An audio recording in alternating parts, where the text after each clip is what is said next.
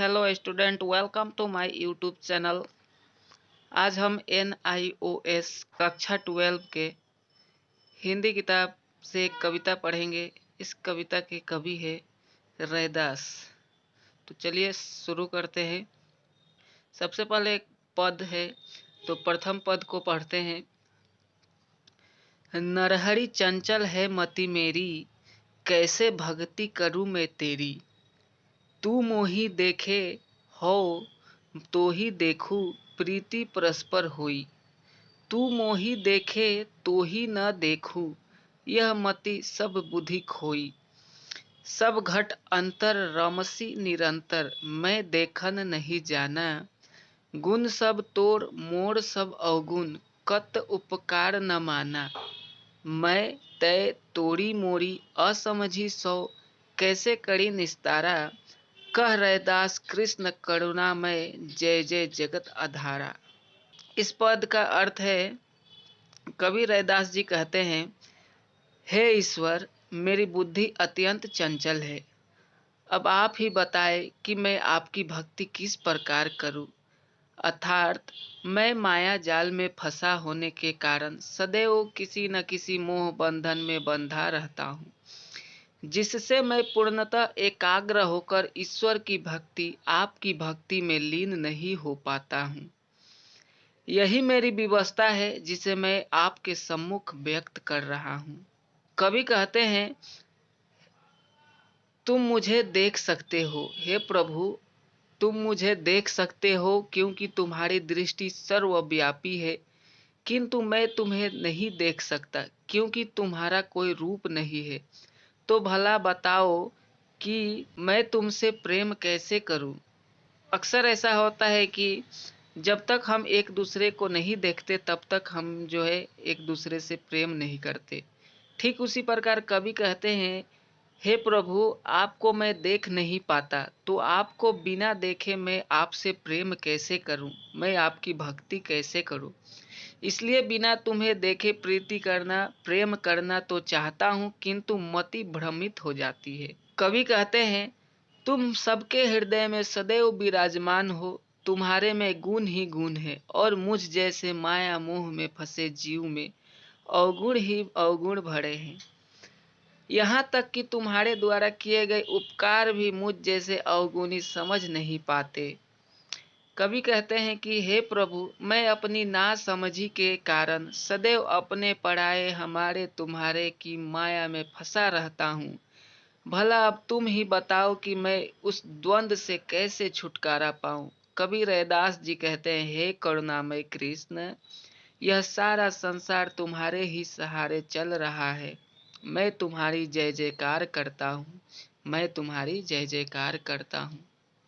अगला पद है, जिह कुल साधु बैसैनो होई, बड़न अबड़न रंकु नहीं ईसुरु। बिमल बासु जानिए जग सोई, ब्राह्मण वैश्य शूद्र अरु क्षत्रि, डोम चंडार मलेच्छ मन सोई। होई पुनित भगवत भजन ते, आपु तारी तारे कुल दोई। धनी सुगाऊ धनी, सो ठाऊ धनी, पुनित कुटुंब सब लोई। जिनी पिया सार रसु, तजे आन रस होई। गगन डारे बिखु खोई।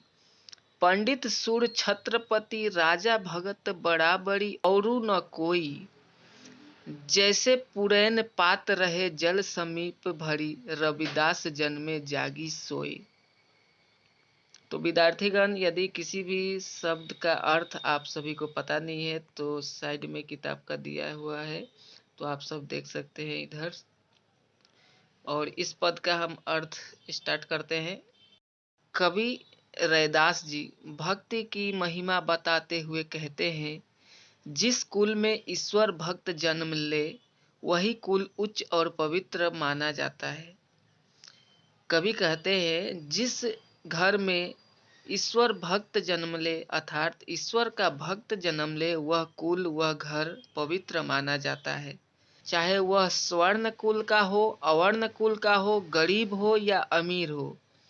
कहने का अर्थ यह है कि ईश्वर की दृष्टि में सच्चा भक्त या ईश्वर का प्रिय व्यक्ति वही है जो पुण्य आत्मा है, अच्छे कर्म करने वाला और सच्चे मन से ईश्वर की भक्ति करता है। आगे कवि कहते हैं कि चाहे व्यक्ति किसी भी वर्ग अथवा जाति का क्यों न हो, यदि वह सच्चे मन और पवित्र भाव से भगवान की भजन करे तो उसे स्वयं तो मुक्ति मिलती ही है, साथ ही उसके दोनों कुल अर्थात माता पिता मुक्ति पा जाते हैं। कवि के कहने का तात्पर्य यह है कि भगवान के भजन में बड़ी शक्ति है। धन्य है वह धरती, धन्य है वह स्थान, धन्य है उसके पवित्र परिवार के लोग जिसमें एक सच्चा भक्त जन्म लेता है। कवि रैदास जी आगे कहते हैं, जिन भक्तों ने ईश्वर प्रेम रूपी रस का पान कर लिया है, उन्हें सांसारिक रस में कोई आनंद नहीं आता। वह तो अपने प्रेम रूपी रस में ही मगन हो सांसारिक माया रूपी विषाक्त आकर्षणों को खोई के समान फेंक देते हैं। आगे कवि रैदास जी भक्त की महत्व बताते हुए कहते हैं, पंडित वीर छत्रपति राजा कोई भी क्यों न हो, वह भक्त की बराबरी नहीं कर सकता। संत तो इन सबसे ऊपर है। कवि रैदास जी कहते हैं कि संसार में उसी तरह रहना चाहिए जैसे जल में कमल का पत्ता रहता है। कवि कहते हैं, हमें संसार में ठीक उसी प्रकार रहना चाहिए जिस प्रकार जल में कमल का पत्ता रहता है, जो जल में ही पैदा होता है और जल में ही प्राण शक्ति ग्रहण करते हुए जल की एक बूंद अपने ऊपर ठहरने नहीं देता और पानी के ऊपर ही तैरता रहता है। इसी प्रकार मनुष्य को भी संसार में पैदा होकर भी इसी में रहते हुए संसार से निरपेक्ष रहकर भक्ति में लीन रहना चाहिए, प्रभु की भक्ति में लीन रहना चाहिए। तीसरा पद है, प्रभु जी तुम चंदन हम पानी, जाकी अंग अंग बास समानी। प्रभु जी तुम घन बन हम मोरा, जैसे चितवत चंद चकोरा। प्रभु जी तुम दीपक हम बाती, जाकी ज्योति बरे दिन राती। प्रभु जी तुम मोती हम धागा, जैसे सो नहीं मिलत सुहागा। प्रभु जी तुम स्वामी हम दासा, ऐसी भक्ति करे रैदासा। इस पद का अर्थ है, संत कवि रैदास जी इस पद में ईश्वर और दास का अटूट संबंध व्यक्त करते हुए भगवान के प्रति पूर्ण समर्पण भाव की अभिव्यक्ति वर्णन करते हैं। भगवान के प्रति सच्चा प्रेम ही सर्वोपरि है और भक्त को निरंतर भगवान की उपासना में लगे रहना चाहिए। कवि कहते हैं, भक्त पपीहे की भांति है जो स्वाति की बूंद रूपी ईश्वर के लिए एकाग्र होकर प्रतीक्षा करता है। कवि कहते हैं, भक्त और भगवान का यह मिलन चंदन और पानी तथा सोने और सुहागे की भांति होना चाहिए। इस प्रकार यह प्रेम आत्मनिवेदन से पूर्ण है, जिसमें भक्त स्वयं को परमात्मा के चरणों में पूर्णतः विलीन कर देना चाहता है। इस पद में रैदास जी ने स्वयं को भगवान का दास माना है। इसे दास्य भाव की भक्ति कहते हैं, जहाँ भक्त अपना सर्वस्व अपने प्रभु को समर्पित कर देता है, वहाँ उसका कुछ भी नहीं रह जाता। वह अपने पास जो कुछ भी श्रेष्ठ और सुंदर पाता है, वह सब उसी ज्योतिमान का प्रकाश और प्रसाद है, अर्थात उसी भगवान का वह सब प्रसाद है। कवि कहना चाहते हैं कि भक्त की महत्व तभी बढ़ती है, भक्त की महिमा तभी बढ़ती है जब ईश्वर का संपर्क मिलता है। दोनों एक दूसरे से अनन्य रूप से जुड़े हुए हैं। जब भक्त में मैं की भावना समाप्त हो जाती है, तभी वह ईश्वर के पास पहुंच पाता है, अर्थात जब भक्त के अंदर का जो घमंड रहता है, जो हम का भावना रहता है, वह समाप्त हो जाता है, तब उसे प्रभु का दर्शन होता है और वह प्रभु के पास पहुंच जाता है।